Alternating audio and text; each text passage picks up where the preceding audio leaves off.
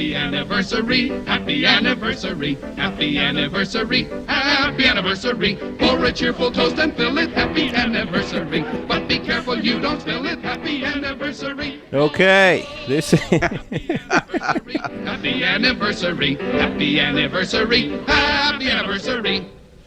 This is not the Flintstones. This is the Growing in Grace 15th anniversary podcast. I'm Joel Brueseke, along with Mike Kapler. Kind of a milestone here, to put it very lightly. 15 years of doing the Growing in Grace podcast. February 10th, 2005 was the very first, it was when the podcast was born, I guess you could put it that way. And so 15 years later, here we are, still doing it.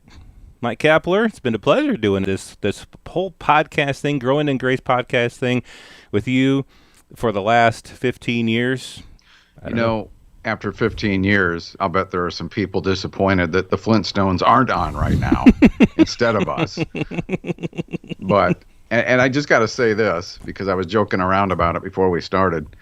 Go back and listen to the happy anniversary song there again from the Flintstones, because, you know, a lot of times when you're listening to recording artists doing songs and they have background vocals behind them in the chorus especially, sometimes it's actually just the lead singer having their voice mixed over and over again. So it sounds like background singers. I think that sounds like Joel Brueseke there on that song. I know it can't be because it was recorded, you know, before you were born, but still, just listen to it and see if you don't hear the mixture of the Breeze Man. I don't know. I didn't hear it, but I'll have to listen to it again. I'll have to meditate on that until it gets into my heart. All right. 15 years, Joel, did you ever think when we started this thing that we would be doing this now with a worldwide audience all these years later?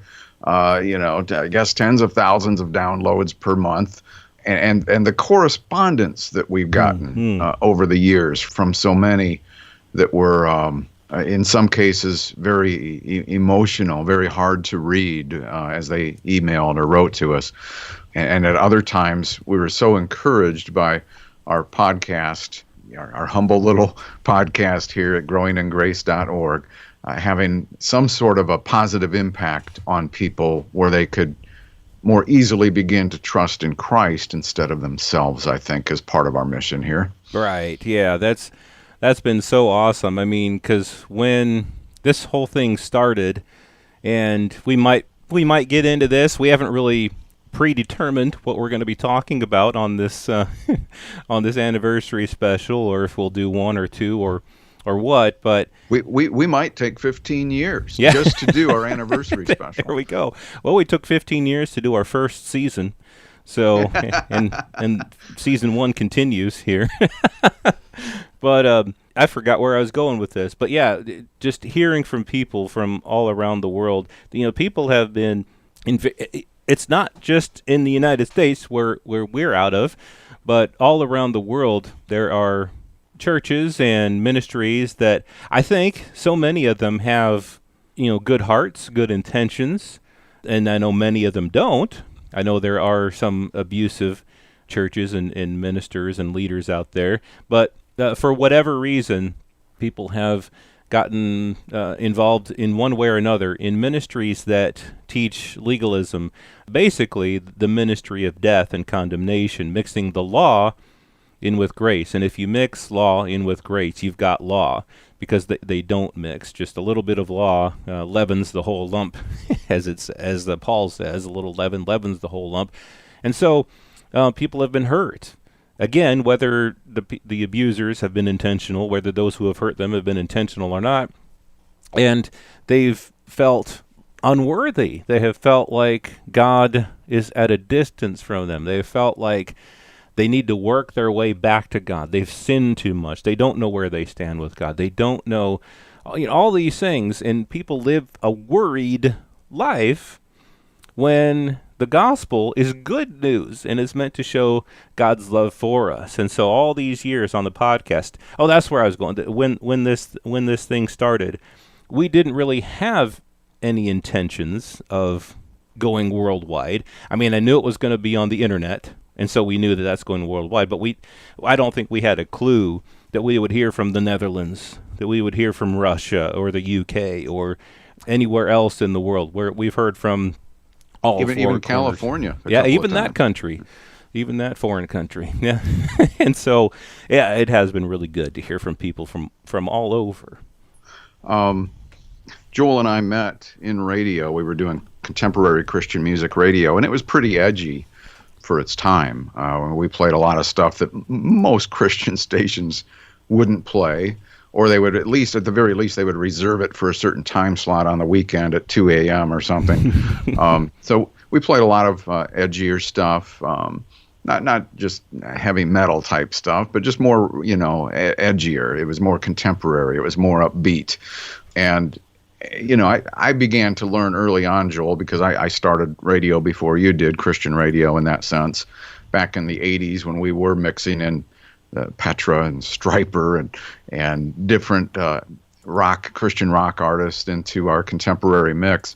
I began to learn early on what it meant to be persecuted the Bible way. And what I mean by that is religious people. That's where our persecution was coming from. We were being criticized up and down, right and left. We were of the devil. We weren't of God. And all we were doing on there was trying to promote the message of Jesus Christ, and playing music in between some exhortations as DJs. But boy, we took it on the chin, and people were being told not to support us and all that. Well, eventually time went on, and contemporary Christian music became more acceptable within the church industry, and so it became much more popular in the 90s and thereafter. But Joel and I met in probably 1994. Yep. He came on to the station. We just relaunched a Christian radio station, and Joel came up, and he can tell the story if he wants to, but the nutshell version here is that he came up and he became a volunteer on the air and eventually became a part-time staff. But he came at a time where I had just come to a crossroads in my life with God, because I got saved at a young age. And I knew it was the gift of salvation was just that. It was meant to be a gift. It was meant to be something that was free, something we couldn't earn.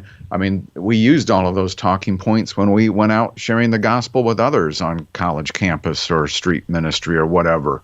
Whenever we were trying to lead somebody to Jesus, we would tell them, well, you can't earn it. But there was something built into my brain, Joel, something the way my mind worked, the way I adapted to the Christian message, especially once I got around the church crowd, is that I thought this was all dependent upon me, and that I could lose my salvation, and that God might not be happy with me, and where do I really stand with God today? All of these things, and when I felt like I was doing okay, I felt good. I felt confident. When I wasn't doing so good, or I didn't feel like I was doing enough, then I started to wonder where am I really at here? And it was a constant. It's just a constant cycle of rededicating, recommitting, trying harder, and hoping that it was going to be enough. And so there was just a lot of double talk and a lot of double-mindedness there, You ever watch Looney Tunes and you see Daffy Duck get his beak blown off? It was like talking out of both sides of my mouth. He'd just spin that thing around, start talking Christianese again, I guess. That's what I was doing. I was like the spiritual Daffy Duck. And going to write that one down. And so in 1994, things began to change for me. And that's where you came along, as I was so excited now about this new message of grace that had just completely encompassed me. It was quite different from many of the things that I had thought about through the 20 plus years of my Christian life. And so you started hearing from me about some of this stuff, and I'll let you take it from there. Yeah, no, that's exactly right, because I had come into the radio station, like you say, kind of out of the blue. It was something, and this is I say this because just to say how this is such a God thing, in that I had never had any intentions of being any part of being on the air in front of a microphone at a radio station. I wasn't pursuing the dream. It wasn't my dream at all. and we've shared in the past about how this happened, but God, long story short, God led me to this radio station through nothing that I could have planned myself. And there I was. I found myself as a volunteer there. And indeed, you had been going through what you were going through, learning the various things that you were learning about God's grace. And there I was, a willing, listening ear. And the things that you were telling me that you were learning were resonating with me. And it was, it was like I understood what you were saying. It's like I already knew these things to be true, but nobody that I knew was teaching this stuff. And no church that I had ever been a part of was teaching it. But yet internally, I think from my own Bible reading, I think that I had seen these things, or at least glimpsed them, had a glimpse at them.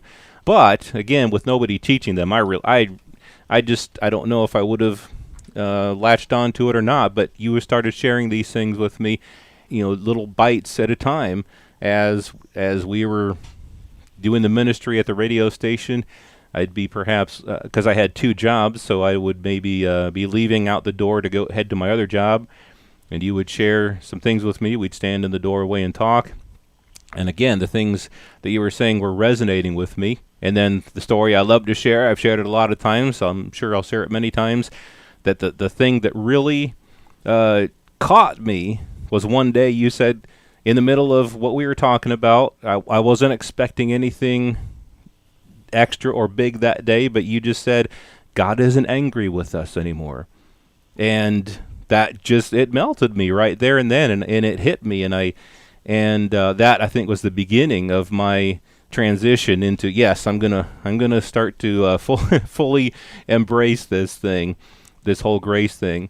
And so we're definitely going to have to go more than one episode on this, because we're about to the end of this one. But the thing was that so I started learning this stuff. My wife and I, we left the church we were going to, began attending the church that you had, again, started going to, where you were hearing this message.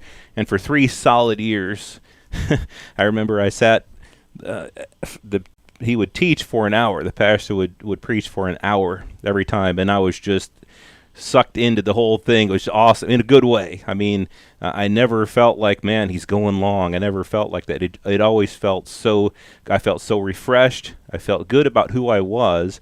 And in church, I had always left feeling bad about myself in previous times. And the gospel is supposed to help you to feel good, because it means that God loves you, and that through nothing you've done, Jesus Christ has accepted you. So, 15 years, Cap. 15 years. We'll have to hop on another week, next week for this, because like I said, the time is up for this one. So, thank you, the listener, for coming along with us, whether you're a new listener or you've been with us a long time. And we'll be sharing more, obviously, as time goes on here on Growing in Grace. This has been Growing in Grace with Mike Kapler and Joel Brizicki, heard online through various internet sources around the world each week. To access hundreds of past programs, visit graceroots.org. Share it with a friend and listen again next week for more Growing in Grace.